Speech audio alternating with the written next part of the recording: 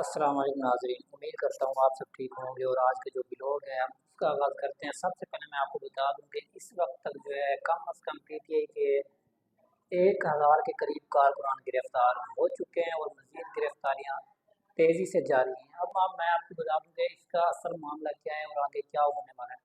सबसे पहली बात तो मैं आपको ये बता दूँ कि एहतजाज को रोकने के लिए हुकूमत अपना हर तरह का कदम उठाने को तैयार है। हुकूमत ये नहीं सोच रही कि पाकिस्तान के ही भाई होंगे, पाकिस्तान की बेटियां, पाकिस्तान की ही बहनें हैं जिनको वो गिरफ्तार कर रहे हैं। अगर आगे जाके हालात ख़राब होते हैं तो फिर हुकूमत जो है शेलिंग भी करेगी और मज़ीद जो जो उनको करना मतलब मुनासिब लगेगा वो करेंगे।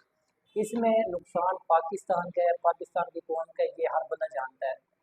लेकिन एहतजाज को रोकने के लिए सिर्फ शेयरिंग का ही इस्तेमाल क्यों किया जाता है, ये बहुत बड़ा सवाल है।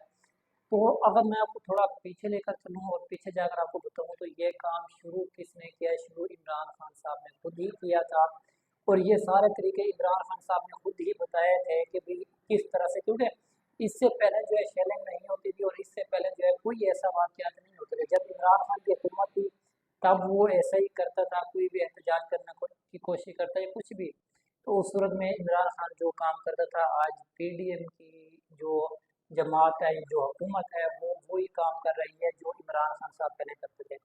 अब असल मसला ये है कि अब देखना ये है कि इस वक्त जो 1000 कारकुनान गिरफ्तार हुए हैं, क्या इनकी रिहाई मुमकिन हो सकती है? क्या इनको रिहा किया जाएगा या फिर ये हमेशा के लिए गए हो जाएंगे? क्योंकि अगर देखा जाए तो अगर दफ़ा 144 और मजीद अगर कोई केसेस इन पर चलते हैं तो ये कारकुनान है और इनका केस लड़ने वाला कोई नहीं होगा। अगर इनका केस ना लड़ा गया तो ये जो है फिर अच्छे खासे अरसे के लिए 2-3 साल 5 साल के लिए अंदर जा सकते हैं।